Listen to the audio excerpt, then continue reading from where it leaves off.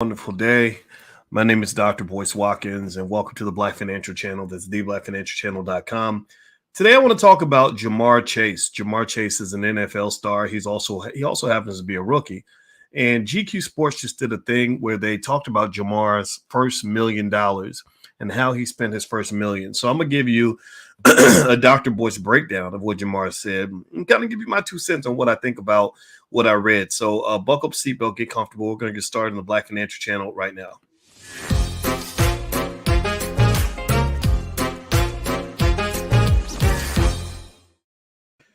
Hey, what's going on, guys? Welcome to the Black Financial Channel. That's theblackfinancialchannel.com. My name is Dr. Boyce Watkins. I'm your friendly neighborhood finance professor. On the Black Financial Channel, we talk about Black wealth and Black economics every single day, sometimes as much as 10 times a day under one condition. The condition is that we are Black first. Black first means we put our community at the top of our priority list. Black first means we're B1. B1 means we educate our kids. B1 means we break generational curses. We do not continue them. B1 also means that we're planning for the future. So if you believe in the power of Blackness and want to see our people do well, put a hashtag B in the number one in the chat. Also, shout out the city that you're from. Let me know what city you guys are coming from. I know I went live a little bit earlier. I see my name is Corey and Kelvin Thomas and Kevin Liverman, I see you. Let me know what city you guys are coming from. De Montreal. I was just in New Orleans, and New Orleans is where, if I'm not mistaken, Jamar Chase is from. Jamar Chase is the brother that got my attention today. Jamar Chase also had my attention because he's a great football player. If you haven't seen him, he's awesome to watch. You know, he and Joe Burrow were able to take the Bengals back to, was it the Super Bowl that they got to, or did they get to? I think they did get to the Super Bowl. Yeah.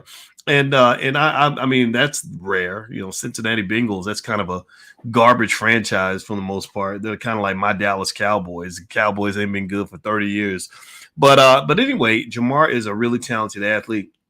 And he did a GQ Sports thing where he talked about his first million and how he spent his first million.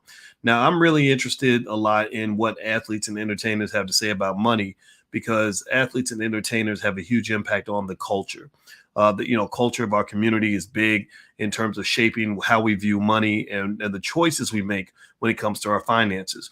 A lot of people think that, again, I'm telling you guys this as a guy who's taught college students finance for a very long time. A lot of people think that economics is about having access to money, or, getting an inheritance, or being born rich, or going to college and getting a degree. A lot of it's culture. A lot of it really is culture. So ultimately, you got to look at the culture. And when people say, "Oh, we're doing this for the culture," you have to ask, like, what culture are you talking about? What is the culture doing for us? Is this culture a culture of life, or is it a culture of death? Is it a culture of excellence, or is it a culture of failure? Is it a culture of freedom, or is it a culture that breeds incarceration? So when you talk about the culture, you got to be real thoughtful about this. So I was really curious to see what Jamar Chase was going to say when he talked about how he blew his first million. Now, as I get started, I'm going to go ahead and break this down for you. But before we begin, though, I want to let you guys know who's sponsoring part of this podcast. Realinvestors.com. They're doing a real estate challenge, and there is a brother by the name of Ragland. His last name is Ragland, Sherman Ragland, who is a Wharton MBA, who basically is teaching lots of our people on real estate, cash flow, legacy wealth, etc. He's doing a 21-day challenge right now. And so if you go to that website, realinvestors.com/challenge-2S, you can actually get started with real estate. I encourage you guys to look into real estate, because that's one of the keys to wealth. So with that being said, let me hop back in and talk about Jamar. Okay, so I was looking at what Jamar had to say about his money, and it was interesting. So first thing he said he spent his money on was he said the first $65,000 was spent buying a car for his mother, buying his mother a car. So he bought the car with cash. I don't honestly, I don't see anything wrong with it, because Jamar was working with a lot of money. This brother got a 4-year, $30.8 million contract. And if you know anything about Jamar, you know how that he's worth every penny of that contract. He's probably underpaid. He got a $19 million signing bonus. So you're talking about a lot of money. You're talking about the amount of money that most corporations don't make. Out of the hundreds of thousands, if not millions, of Black-owned businesses that there are in this country, most of them don't make a fraction of what he made as a 21-year-old football player. Now, this is really important to understand because one of the great areas that it represents an underutilized resource in your community is that many of your athletes have corporate level money. They have enough money to function as a walking corporation. When we talk about building black owned businesses, it's not just building a cookie shop or an auto repair store or something like that. Building black owned business sometimes could just be an athlete that understands what to do with his resources. So $30 million is a lot of money, even if the IRS is getting half. And I think that just really being thoughtful about where all that money is going is extremely important, because part of building black wealth comes down to keeping that money in your community, keeping that money in your family, keeping that money in the hands of the people that matter to you. So LeBron James, I think, is a great example.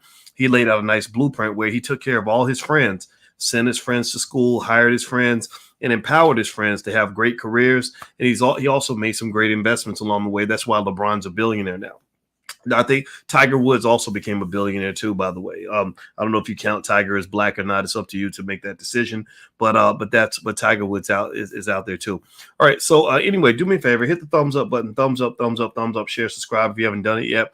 Also, if you'd like to learn more about wealth and economics, you can get a free e-copy of my book, How to Build Wealth by Investing $5 a Day, by visiting boycewatkins.com. My website's right there on the screen. And also the All Black National Convention happens October 28th through the 30th in Charlotte, North Carolina. So if you'd like to learn about crypto and hang out and we have panels on politics and relationships, things on how to invest. We're doing speed dating, a spades tournament. We just have a blast. It's really a lot of fun. It's a great big family reunion. So if that's of interest to you, then just go to boycewatkins.com. The tickets are right there for the convention. Now, with that said, so spending the money on his mom's car, I can't get mad at that. I remember buying my father a car because he wanted one, and I paid cash for it. Now, there are little things that hopefully he has financial advisors that can help him do this. Maybe if you start an LLC or start some kind of company and you buy the car under the name of the LLC, it can allow for some, possible tax benefits, things like that. But you got to be real careful about that, because if his mother doesn't actually work for him, or it's not for investment purposes, then that could cause an issue. But it's easy to kind of tie your mother into what you're doing business-wise. Shaquille O'Neal did it. My mother's worked for me for a very long time. So I would say anybody who comes into that kind of money, hire your mama, hire your daddy, hire your relatives. The second thing he mentioned is jewelry and clothes. He spent $50,000 on jewelry and clothes. Now, obviously, that is not something I would necessarily endorse. But then again, he's 21 years old and his contract's for $30 million.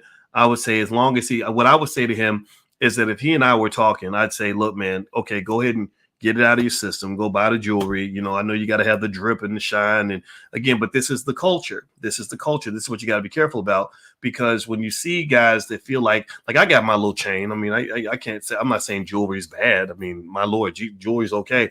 But the thing about it is that you look at what Jamar did. He buys this big chain with his number. His number is 1, and he's the chosen one. He has the number 1 on his chain, and it's got all these diamonds in it and all that stuff. Well, that's imitating the rappers, And when people tell me rappers don't impact black culture, I tell you, I'm like, you're crazy. You're out of your mind. These young guys copy what they see the rappers do. And the first thing a lot of rappers do is they'll go to Jake the jeweler and they'll spend $500,000 on chains. And I would rather see you spend $500,000 on dealing with the poverty in your hood. How about you spend that $500,000 going and creating some jobs in that damn neighborhood you came from, where people getting shot and ain't no hope over there? And again, I'm not mad. I sound frustrated. And I'm only frustrated because I see things maybe they don't see. But I would just say that, sometimes we have this mindset that says, the only thing I can really do for my hood is go and throw some money around. Like I can go to a Walmart on Christmas and pay off pay for all the toys for all the single mothers, or at Thanksgiving I can give away turkeys as charity. Well, your community is not charity. Your community can be an investment. In fact, investment is better than charity. Charity is like it's like a boat with a sail. If the wind is blowing right, then it can get you somewhere, but it ain't gonna get you far very fast. An investment is like having a jet airplane with a powerful engine that's very determined, very deliberate, that will move you much, much faster than a boat with a sail. So when you when you're doing charity, charity is nice, but charity tends to be for disabled people, children, or maybe women who are mothers, right? Who can't go to work every day. But when you talk about a grown ass, able bodied, intelligent black man who's capable of working hard for his money, you're not helping that man by giving him charity. You're helping him by giving him opportunity. You're helping him by giving him skill. You're helping him by giving him a job. There's something about a man working that really brings out the best in that man. So what I would say to some of these athletes is, stop thinking that everything starts and stops with charity. Giving away your money is not the best way to help your people, and it's also going to drain you. You're going to go broke trying to give charity to a bunch of able-bodied people. Now, what else would I say? He talked about clothes. He spent $50K on clothes. Honestly, again, I don't think that's a big deal because, again, he's $30 million contract. You could spend $50K on clothes and still be okay. He spent $1,000 on tattoos. That's where my age comes into play. I grew up at a time where, putting all those tattoos on your body wasn't necessarily cool, but I guess now everybody wants to get tattoos from head to toe and all that. I don't know nothing about it. I ain't judging. It is what it is. He mentioned family debts. He said he gave $15,000 to each relative or all of his siblings, $15,000 apiece. And I think that's cool. Like, share the wealth a little bit. That's difficult. That's really tough. That's a tough aspect of protecting wealth that a lot of us forget about, is that when you come into that kind of money, people are bringing all their problems to you. You become almost like the financial pope, where everybody's coming to you with, I'm getting evicted again. I need money for this again. And it's just, it drives you crazy. People bring harebrained schemes to you. They bring ridiculous business ideas to you. And then half the people that you loan money to never pay you back because they think that you don't need it and it's not a big deal. So they rather destroy their friendship with you and never talk to you again than to actually pay you back. And I've seen this. This happened in my own family. I got a cousin like that who borrowed like $3,000 from me. And every time he sees me 6 years later, he still ducks me every time. I'm sitting there thinking, this is crazy. Like, you can't even walk up and talk to me about this money. You just would rather hide from me for the rest of your life. What kind of man are you? That's very strange to me. And so basically, I like the fact that he put a limit on it. I think the charity is good. I think it's nice to share, your success and your wealth. I think the problem is you got to kind of know where to draw the line. You have to be able to create boundaries. And so ultimately, I think it sounds like he's trying to create those boundaries, and I encourage him to continue to do that. Then he talks to the sixth thing he mentioned is he paid off his mama's house. I can't get mad at that. I paid off my mama's house, so guilty as charged. I think as long as you're handling your business, you can do what you want. He mentioned rookie dinners, about $20,000 worth of those. Again, $30 million contract, not a big deal. Then he talked about his car. He got a $300,000 Rolls Royce. That's fine. Nothing wrong with that, right? I get that. You've dreamed about this car. This is good, a big deal for you. My thought is that if you're going to be extravagant when it comes to buying your Rolls Royce, show me something that's extravagantly productive that you're also going to do with your money. What extravagant, powerful business investment are you making for an equal or greater amount that is going to cover the cost of the Rolls Royces and everything else? And so ultimately, I'm not going to sit here and knock the guy for about a $300,000 car. I think he can afford it, but I kind of think that that's where either having financial literacy or having advisors who truly care about you really matters. I'd be really curious to know who his advisors are. One area you could start is that if you're a black man in the NFL, your advisors should be black. You should at least try your best. You're a lawyer. You should try your best. Get you a black lawyer. If you should try your best, get you a black accountant. You should try your best, get you a black manager. If you try, get you a black agent. So you got to understand the Jewish people do that. Other people do that. They don't understand why you don't do that. And because here's the deal. When people get around you and they know you've got money and power, they're going to be hooking up all their friends and eating off of you. If you hire, Saul Robinski to be your accountant and you suddenly need business opportunities, Saul is going to guide you away from your people. He's going to say, nah, don't invest with that black guy. That's kind of shady. He's not going to say it like that, but that's what he's going to say. And then he's going to drive you toward his cousin, Vinny. and his cousin Benny is going to have a business deal that they're going to want you to put your money into. And this is all, again, this is what they this is what they do. They keep the resources their in their community. Now, in terms of the type of advisors you want to have, in my view, I think you'd want to understand your community is more than just athletes and entertainers. You've got so many Black folks out here that have advanced degrees in accounting, advanced degrees in legal studies, PhDs, all kinds of expertise. And one of the things that we should be most offended about as Black people is that because they promote the athlete and entertainer so much, or the comedian, or the thug and the gangster, they put the intelligent Black people to the back. And one of the reasons I give Ice Cube tremendous credit is that Ice Cube understood when he went into the political arena. He said, I'm going to use my platform to get attention to the cause, but I'm not going to assume that I should be the leading expert. So he went and got Black scholars. He got Black attorneys. He got Black people that understood the issues to advise him. I was one of the advisors. I was one of the guys who just said, okay, well, here's what I'm seeing. Here's what I think might be going on. And he masterfully went out and utilized his platform for the benefit of the Black community by getting advice from the right people. And I just thought that was brilliant of him. And it's no different. If I was going to go out and make a hip hop album, I'm not going to be in the studio trying to rap. I'm not going to be at the machine trying to make a beat.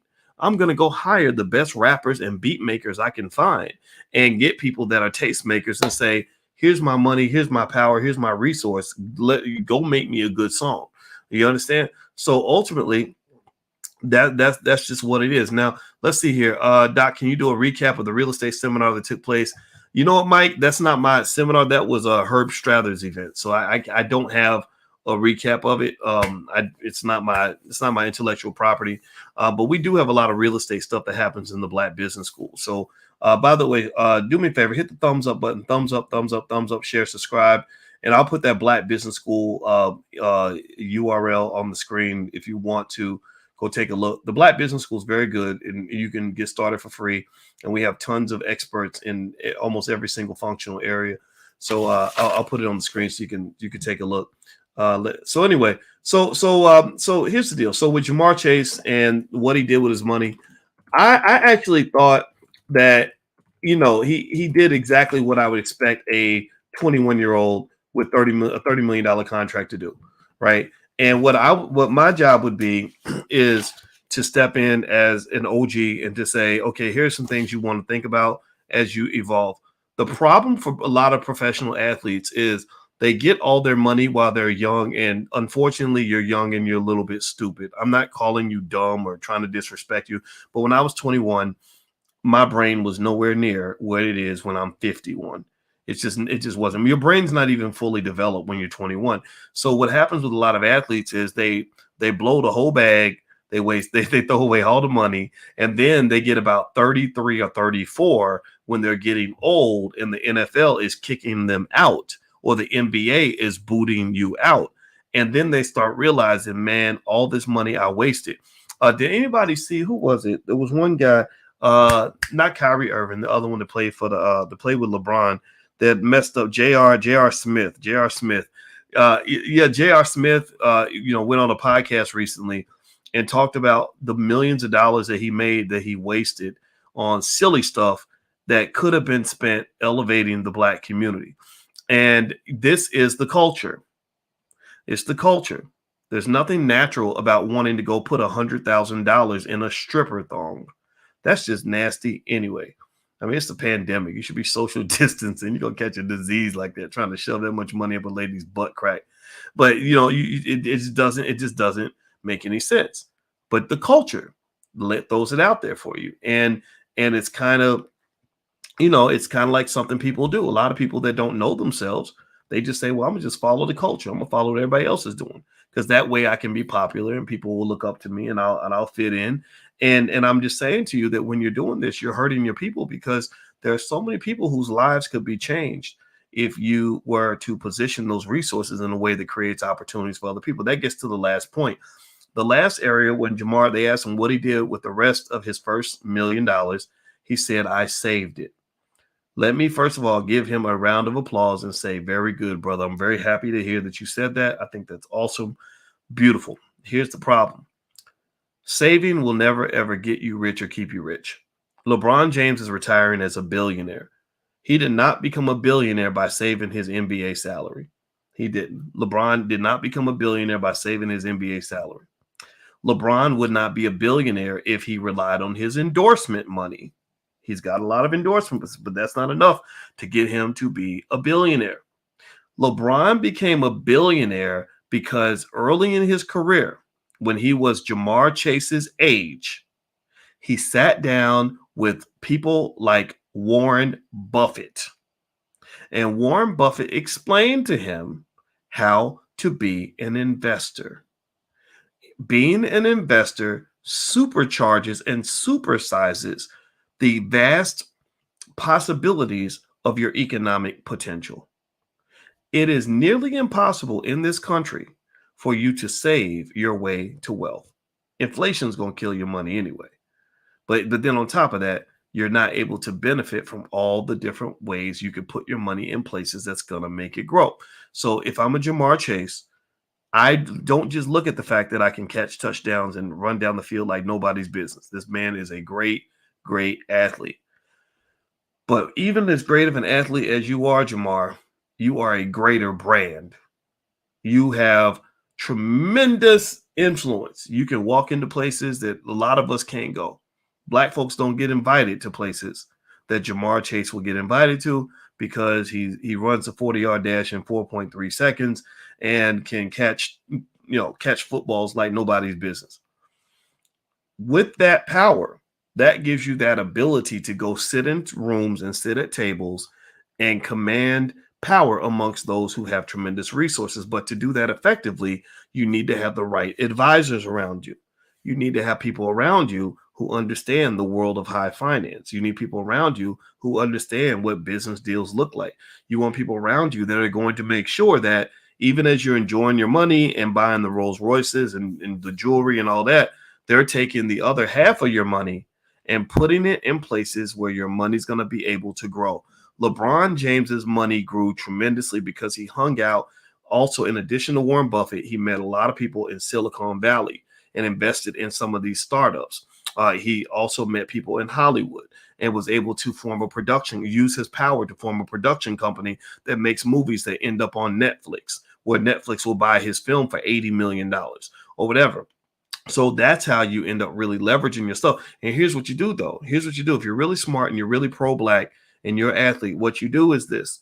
You use that leverage to go in there and make those deals and get your money in the right spots, tag on to the right deals, and then you bring all that back to the hood. You got to bring two things back to your people. One, actually at least three things. One, you got to bring access back. You got to bring back the access. Malcolm X used to say, if you can't respect all my people, then you don't respect me. So you bring back that access. Number two, you're bringing back knowledge. You make sure that your experts and advisors are teaching people from where you come from. You Jay-Z from the Marcy Projects.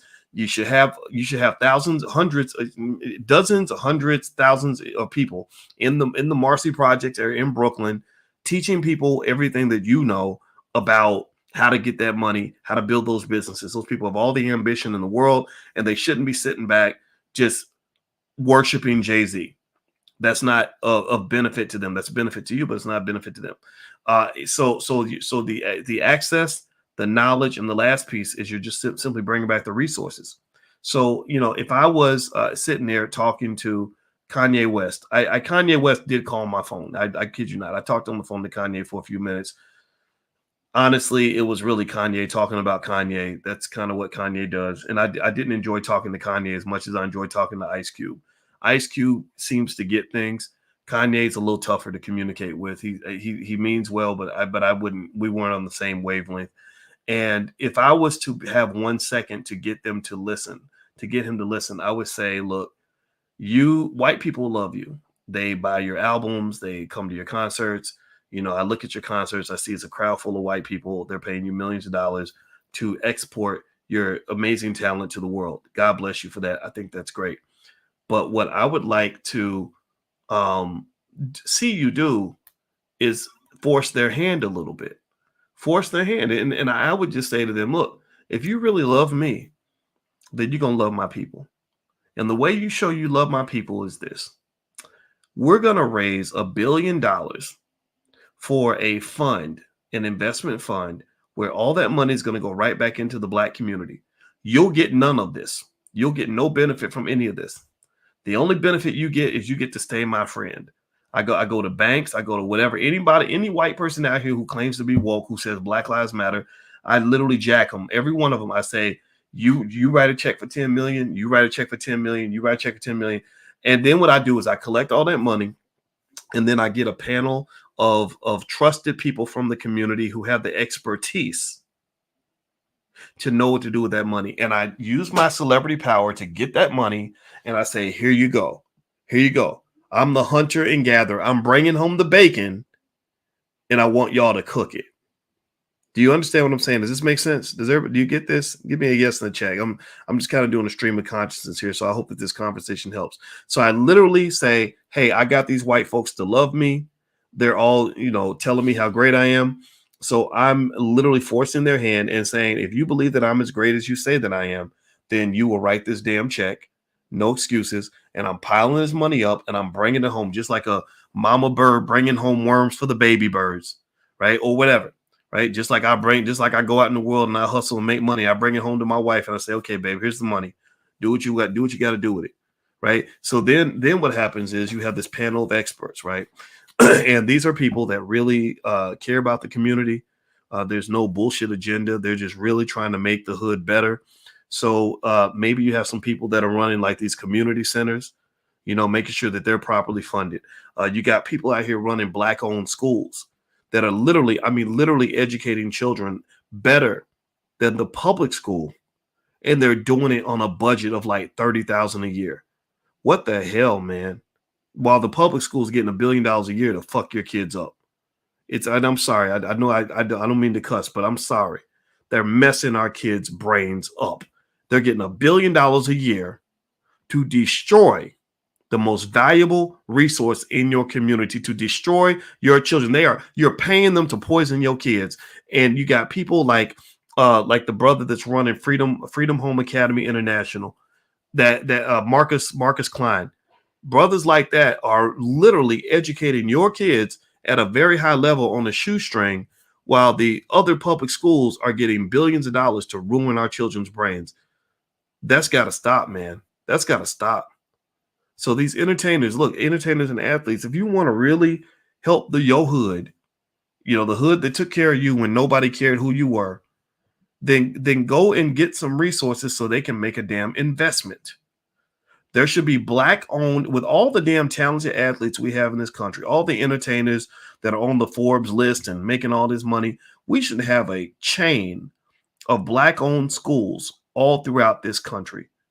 We should have a whole chain of them, for at least 500, 600, 700, 1,000 schools that Black teachers are running. This is when you step out. You and your ego can go sit to the side. We're taking care of the kids now.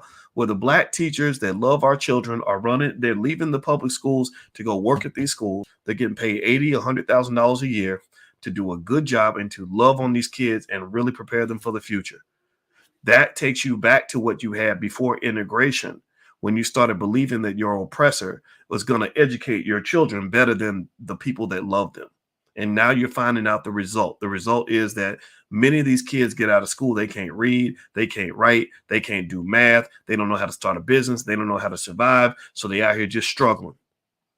So what else would you do with that money? With that multi-billion-dollar fund, you have business entrepreneurs that know what the hell they're doing. They're good at running businesses.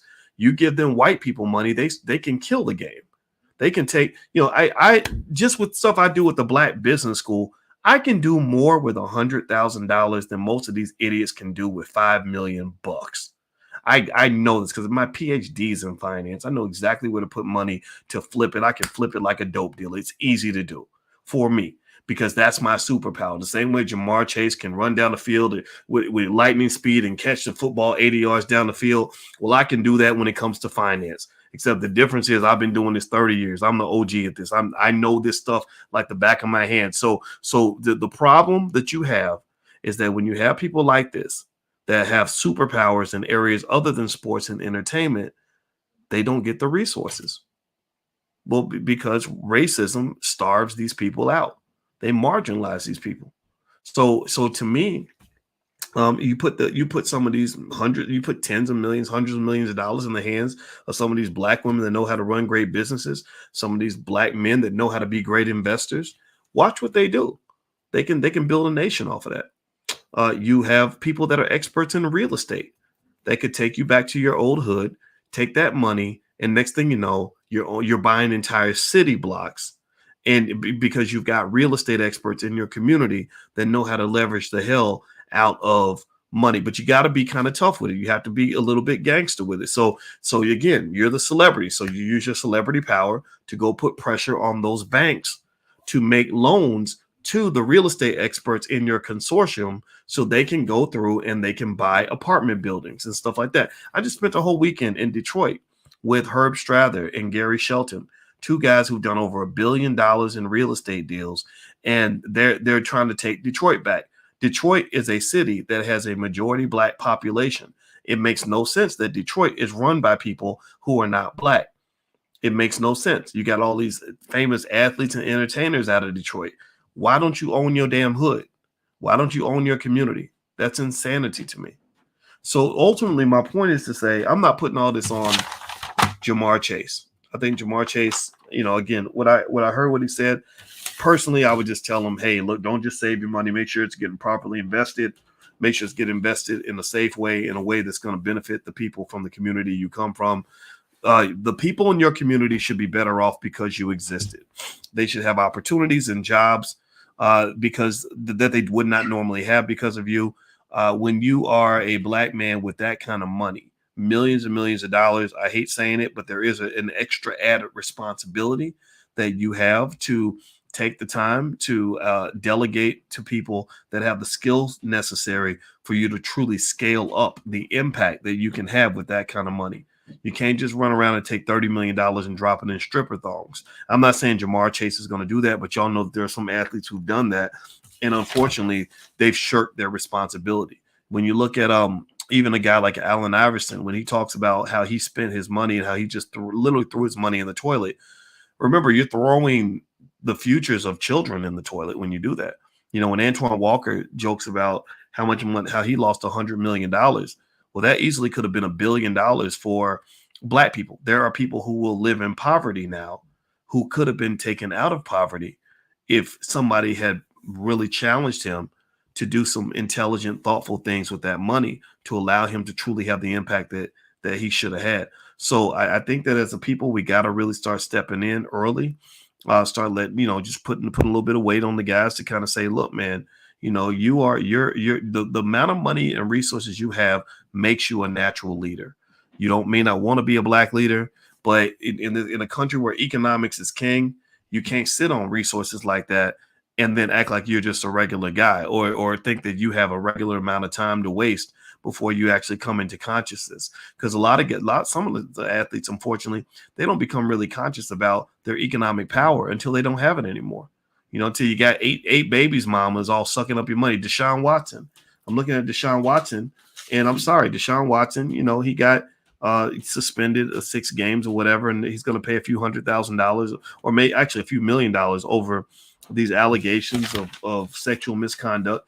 I don't think Deshaun should go to jail. I think the proof does matter, but I'm sitting here thinking, why would you be sitting on this massive amount of resources and be wasting so much money due to the fact that you have really bad habits when it comes to the types of people that you're around or the types of choices that you're making? I'm not trying to say that he necessarily is doing the things that he's accused of, but 24 allegations is a big number.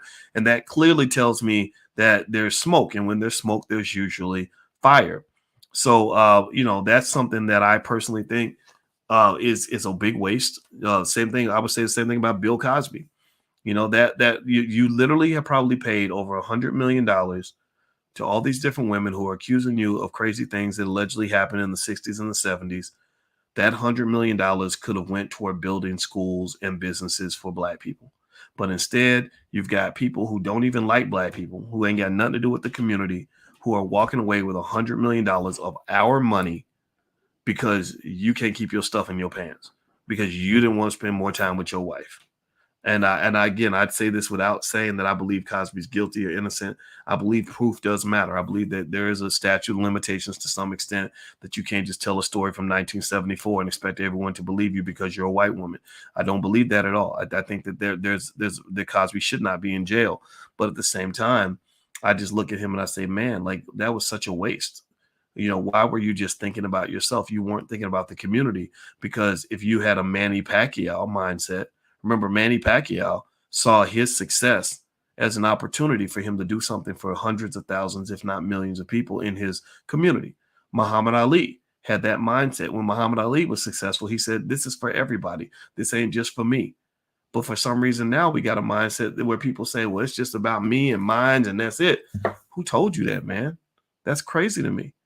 I got a PhD. My doctorate belongs to the whole community. I'm supposed to, sure, I can take care of myself, and I've made my money, and I've had a good, I'm having a good life and all that. But after that, beyond that, I got to share this. I have to do, I'm sitting here talking to you guys at midnight because I said I felt the need to share this idea, because I know that the things I say are going to change somebody's life. I know that I can explain some things to you that will shape how you view and understand economics. So I had to do this. I had to have this conversation with you. So I just don't understand this idea when guys start getting selfish like that. It's very anti-Black, and we need all hands on deck. If you're gonna white supremacy, let me just say this, and then I'm gonna be done. And by the way, hit the thumbs up button. Thumbs up, thumbs up, thumbs up, share, subscribe. And I want to remind everybody, by the way, if you like the podcast, you want to support it, or you want to just support yourself, we have flashcards for children, financial flashcards. So you can go to financialflashcards.com. We put together a bundle pack of the two different types of cards. So if you'd like to train your kids on wealth and economics, just go to financialflashcards.com.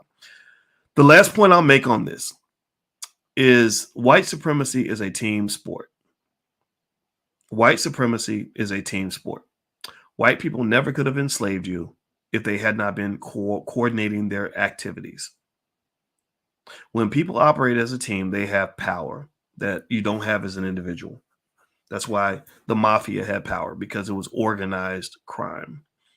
That's why governments have power, because it is organized activities. It's a group of people working toward a common goal. Jamar Chase gets this. The Cincinnati Bengals made it to the Super Bowl because they were an organized team that worked hard to achieve a common goal. So the question I would ask any Black person is, what team are you playing for? And don't say no team, because everybody has to have a team. What team are you playing for? And you're doing well. You're making money. You're on top of the world. You're super famous. God bless you for that. But what team are you playing for? And if you're playing for a team, if you're playing for Team Black people, then act like it. Act like it. Your success does not belong to you. Your success belongs to us. All of us are winning because you're winning. Without the us, there is no I, there is no me. And so really, when we talk about the culture, we have to shift the culture. That's it. That's my 2 cents. Can't wait to see Jamar Chase next season. I think he's super talented, and I believe there are a lot of athletes who do get this. So I'm not saying all athletes are stupid or anything like that. I just think that economic wokeness and awareness should be a requirement for any Black person who has access to that kind of money and that kind of power. If we all are woke and we're getting information from each other and we're working as the same team, there's nothing that can stop us. You could fix all your problems in your community overnight if everybody got on the same page and decided to go out here and jack these fools and make them pay up that billion, $2, $3, $4, $5, $10 billion that we can use to put right into our own schools, our own businesses, our own everything. So that's my 2 cents. I think that all these people that say that they love you, all these corporations, all these banks, this NFL, the NBA, I believe that they need to all pay up. Don't tell me you love me. Don't tell me Black Lives Matter. Write a damn check. If you can't write a check, then your talk is cheap. Your talk means nothing if you can't write a check. If you can't write a check, you get no respect. That should be their motto. All right, everybody. So do me a favor, hit the thumbs up button, thumbs up, thumbs up, thumbs up, share, subscribe. Financialflashcards.com is where you can go to take a look at our financial flashcards for kids. Somebody asked me to mention the stock that I like. The stock I like is actually Amazon. That's my stock pick of the week. And also, I want to say thank you to the brother who's sponsoring this podcast. His name is what was it? Sherman Ragland, who runs realinvestors.com. His URL's on the screen. He's doing an investing challenge for those who want to get started in real estate. So the URL's on the screen, realinvestors.com/challenge.2s. If you'd like to sponsor one of the podcast episodes and have me shout out your brand or your platform or your business or whatever it is you'd like for me to shout out, just go to drboycefinance.com and you can advertise on the platform as well. So anyway, have a good day, everybody. God bless you. Thank you for listening, and I'll talk to you soon. Take care. Peace.